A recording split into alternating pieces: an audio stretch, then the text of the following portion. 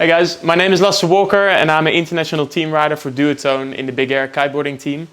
And I've been getting a lot of questions which kite I use and which line length and why I'm using this certain type of gear. So I'm here with some pens and some paper to explain you guys which kite I choose and why. Let's get some paper. So this is basically analysis of the Evo, Dice, Vegas and Rebel, 4 kites that are very suitable for big air kiteboarding, and 4 very different kites, but very good and unique in their own way. Kite choice analysis. So here we have the Vegas, the Dice, Rebel, Evo.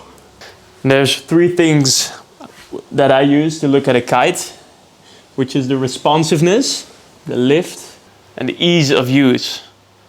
Yeah. Responsiveness, lift, and the ease of use, like how easy is a kite to jump. I used to ride the Vegas all the time, it was very reactive. But then the bow kites came around, which has more lift, and when I started to ride those, I realized it was easier to jump on them. Like on the Vegas you need perfect timing, the perfect wave, the perfect speed. Then I started riding the Dice, and the reactiveness was still quite there. The lift was bigger, and I realized it was easier to jump because even on a wave that wasn't breaking perfectly, I could still jump high enough. Then the Rebel came along, realized the responsiveness was fairly lower, the lift was even bigger, which made it even easier to jump higher on a bad wave. And that's basically how I came with this breakdown too. The Vegas is a really fast and direct kite. It's gonna score huge on that. The lift is fairly low, so I'm gonna give that a very little score on there. And then the ease of use, it's a difficult kite to fly, so it's pretty low on that as well. Going to the Dice, is definitely still there, big time. Not that big, this big. Let's get that one down. The lift is still definitely there. Like it's not jumping, it's jumping way higher than the Vegas would. It's also definitely scoring big time for me. It's still fast. For the ease of use. Going to the Rebel, it's gonna score low on reactiveness. It's gonna score huge on the lift because it jumps way higher than all the other kites. And also then on the ease of use, it's super easy to jump high. It's gonna score big time on that as well. Then going on to the Evo, it's definitely good on responsiveness due to the pulley-less bridle. The lift is also definitely there. I'm gonna give that around the same as the Dice, I would say.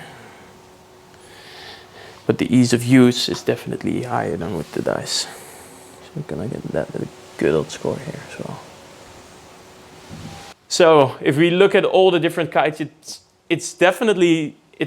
for me it's an easy choice because you just look at what do you want to do with a kite. Do you want to jump high? Do you want your kite to be fast and reactive? Do you just want to jump, float and jump higher than your mates?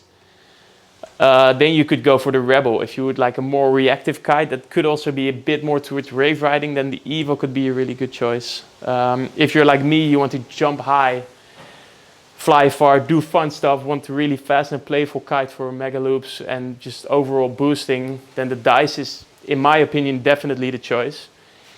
If you're a sea kite rider that wants to do handle passes and wants to jump high and is really riding in perfect conditions all the time, and you don't care as much about the height and the ease of use and the hang time, then you should go for the Vegas. So it's a pretty clear chart, in my opinion. It's just whatever you're looking for, you can find in these kites. This is my honest opinion. I've tried all the kites and this is why I ride the Dice or the Rebel sometimes, or why I would ride the Vegas or in strong winds, or even the Evo in some free riding conditions. Just trying to help you guys make a good choice of the kites you want to ride and choose, and whatever suits you best. Nice one. Boom. Cheers, mate.